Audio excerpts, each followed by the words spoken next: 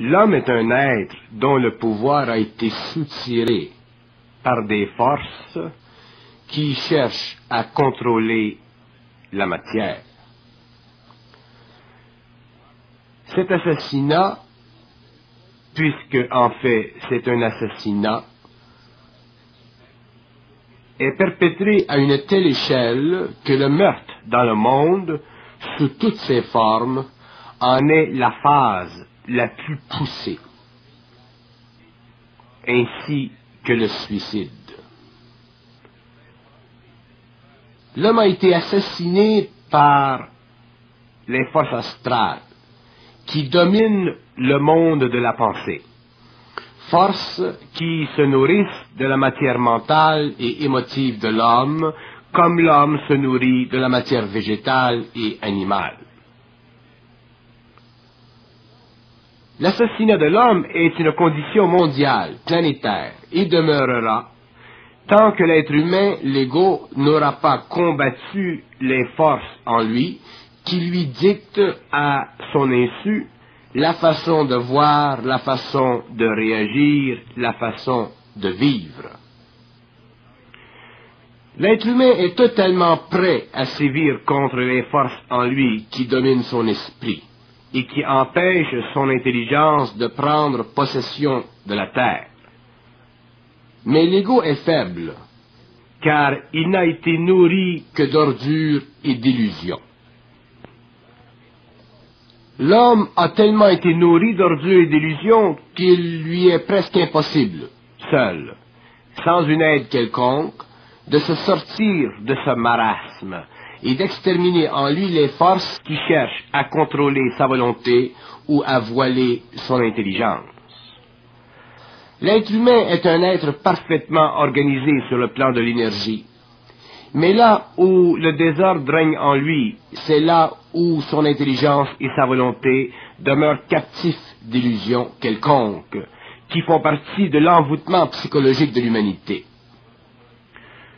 L'être humain est un être supérieur en puissance, mais cette puissance ne peut éclater en plein jour, car il vit dans la nuit de son expérience, il vit à l'extérieur de ses propres murs, il vit selon la loi de l'homme mort, de l'homme assassiné par les forces de vie inférieures à lui-même, c'est-à-dire inférieures à son intelligence et à sa volonté.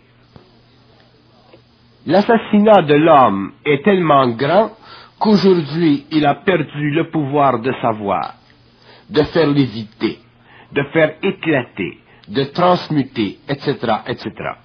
Il a perdu ce qui lui appartient de droit, car il a perdu la capacité de s'élever au-dessus de l'envoûtement psychologique qui couvre la surface de la Terre.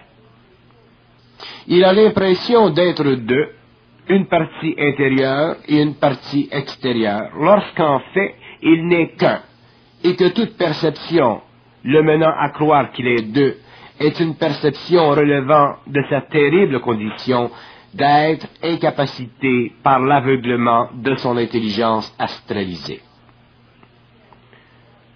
Le plus grand piège de l'homme, c'est sa façon de voir les choses.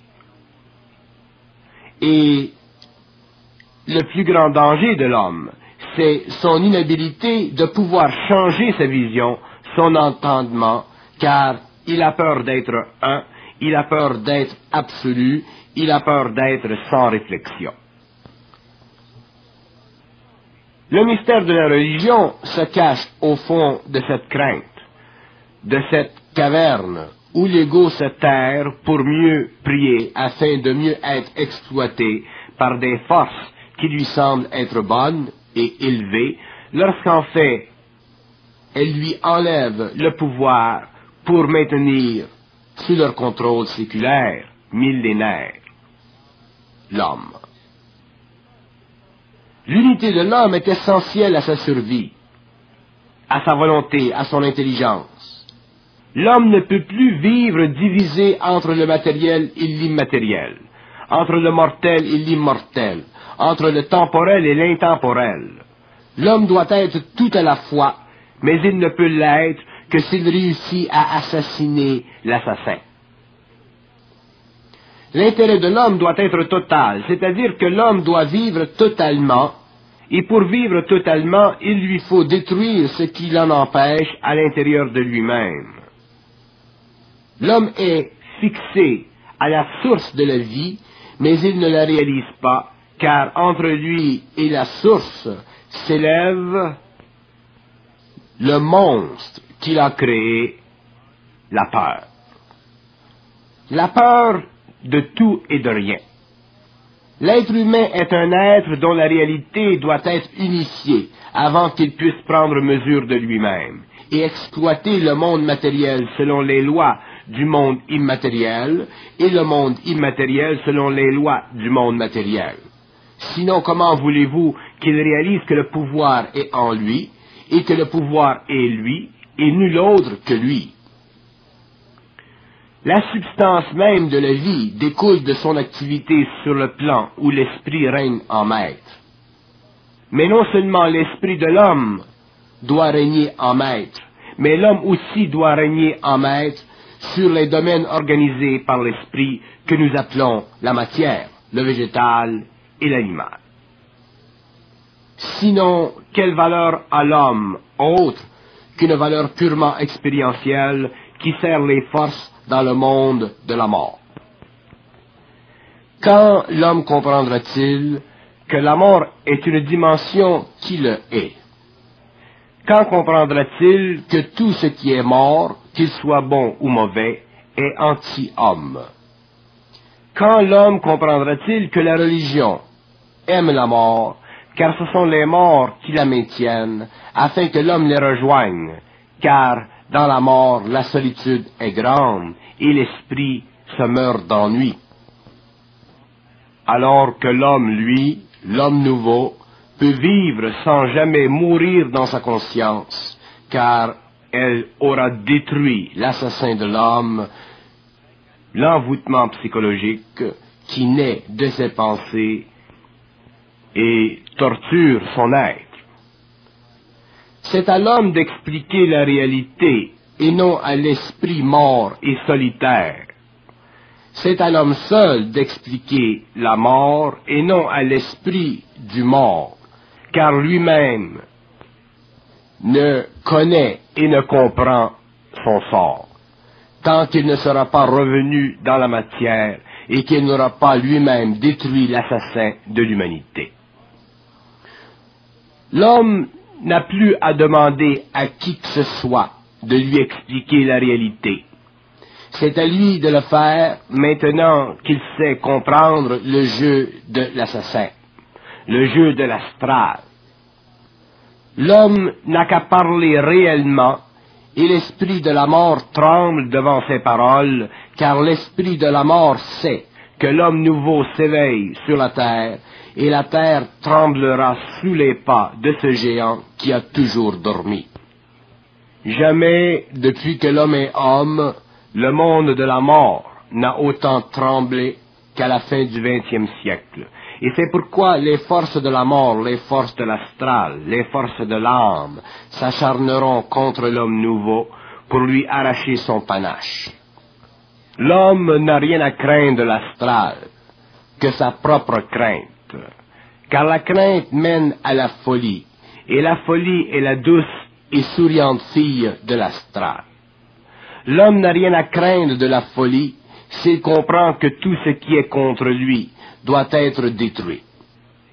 Tout ce qui est contre lui doit être détruit.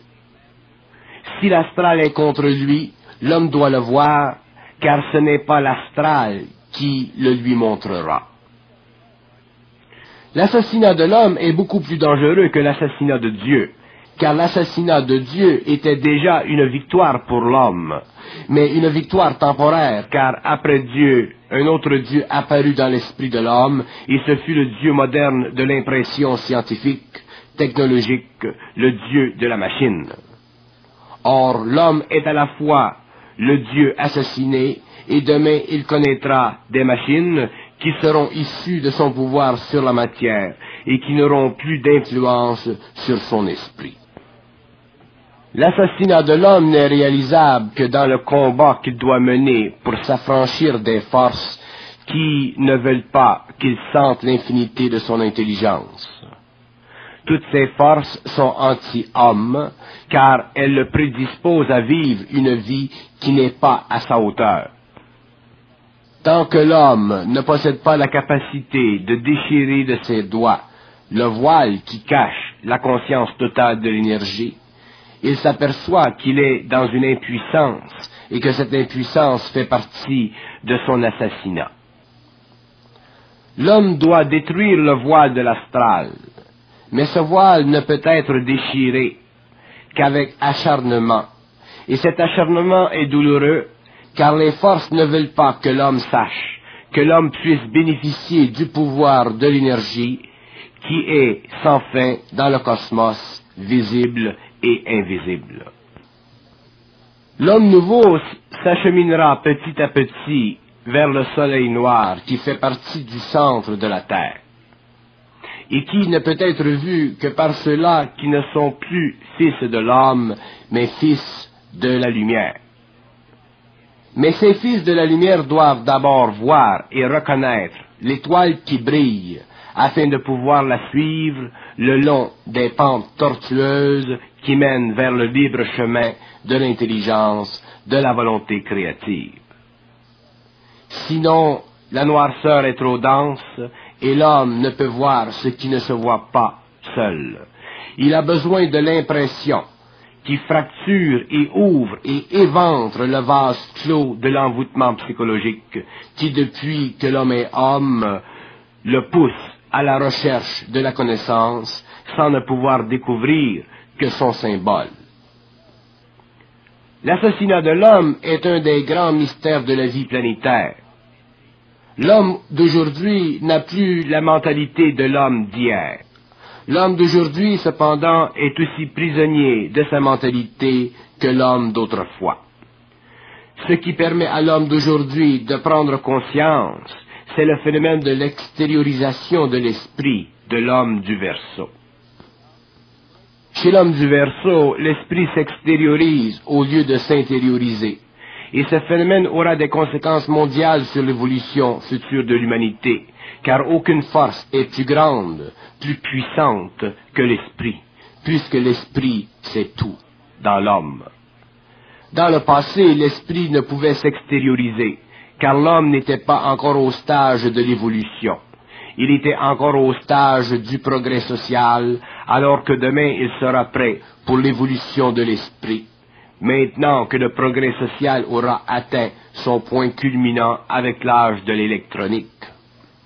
Donc l'homme du Verseau, l'homme de la nouvelle période, individuellement, commencera à se débattre à l'intérieur de l'enveloppe créée contre lui par l'envoûtement psychologique. Et plus il réalisera la densité de cette enveloppe, plus il libérera en lui des forces qui sévèreront ses liens avec les anciennes idées de l'humanité, et son esprit prendra de plus en plus d'ampleur jusqu'au jour où son esprit commandera à la matière. À partir de ce moment, l'homme entrera dans un âge nouveau, où les forces de l'involution n'auront plus sur lui d'emprise. Ce sera la fin de l'assassinat de l'humanité. L'homme a été assassiné car les forces de l'esprit ne pouvaient entrer dans sa matière mentale. Et pour que sa matière mentale puisse les recevoir, il fallut que cette partie de l'homme se développe suffisamment, c'est-à-dire que l'homme puisse prendre conscience de lui-même et de sa condition. Tant que l'homme ne put prendre conscience de lui-même, ses forces ne purent se manifester, car elles étaient trop grandes et trop fortes pour son âme. Mais à la fin du XXe siècle, l'homme peut prendre conscience de sa condition, car déjà sur la Terre, cette expérience a été parfaitement vécue. L'homme du Verseau sait maintenant ce qu'il doit savoir, et rien ne peut plus arrêter le mouvement de l'homme contre les forces qui empêchent son esprit de contrôler, par la descente dans la matière, les conditions de sa vie matérielle. Tout est dans le temps, et le temps est arrivé. L'assassinat de l'humanité sera révélé à l'homme dans ses moindres détails, de sorte que le mystère n'existera plus sur la terre vis-à-vis l'homme ou les règnes inférieurs. Tout sera connu, et l'homme verra que la lumière est sur la terre, et non plus encapsulée, enrobée dans les linceuls de l'astral. L'assassinat de l'homme sera révélé à l'homme à un tel point que ce dernier voudra se cacher la vue, car il ne voudra ou aura crainte de voir ou de comprendre ce qui lui sera expliqué.